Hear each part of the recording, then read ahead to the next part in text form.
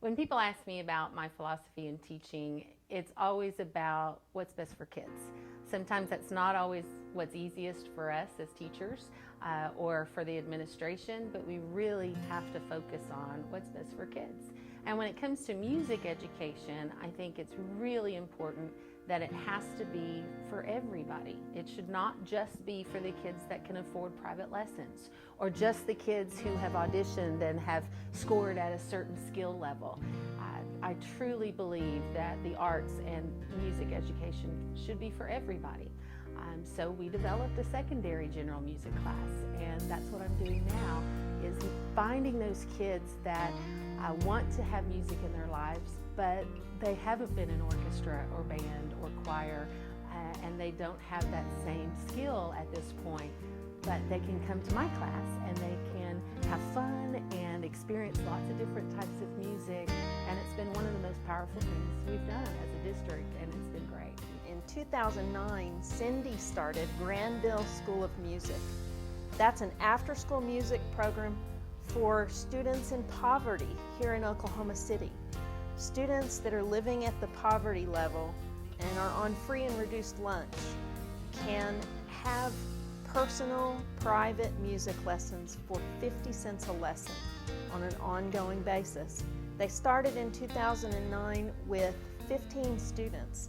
That has now grown to more than 70 students who get private music lessons tailored for them. In fact, this fall, Positive Tomorrows is a school here in Oklahoma City specifically for homeless children.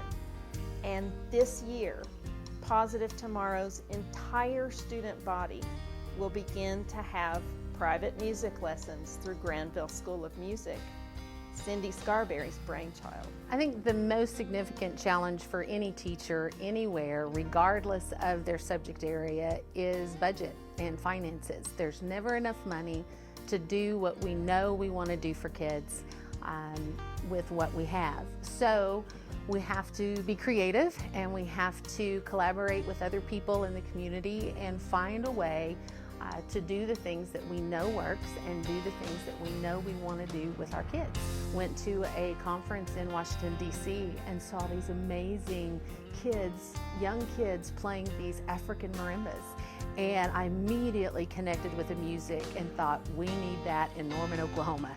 How do I do it? And so started researching and tried to write grants, but nobody in our area really understood what I was asking for. So we didn't have a lot of luck.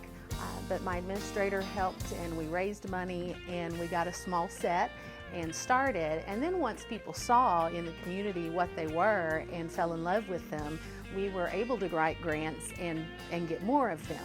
And so that's the way, is just to start asking the questions. How can we get it here? What do we need to do? And finding those ways to do it.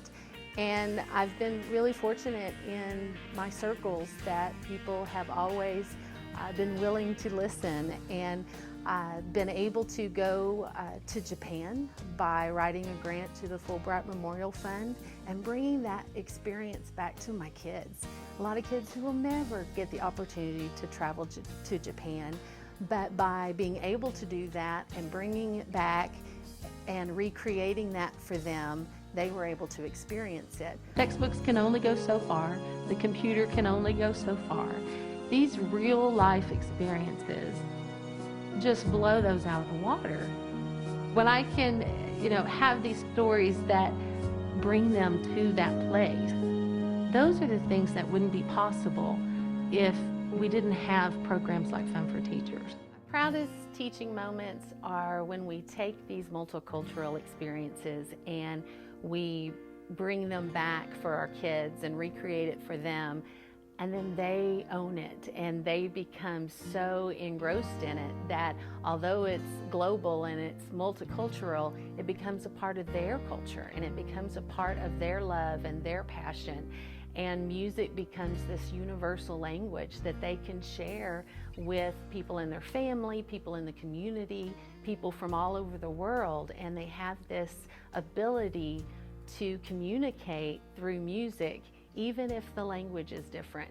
And those are my proudest moments, is when I see these kids loving and not just being tolerant, but respecting and appreciating and supporting differences of opinion, differences in ethnicities, and differences in cultures, valuing so much that it becomes part of who they are. In Oklahoma A+ schools, we had visitors from London.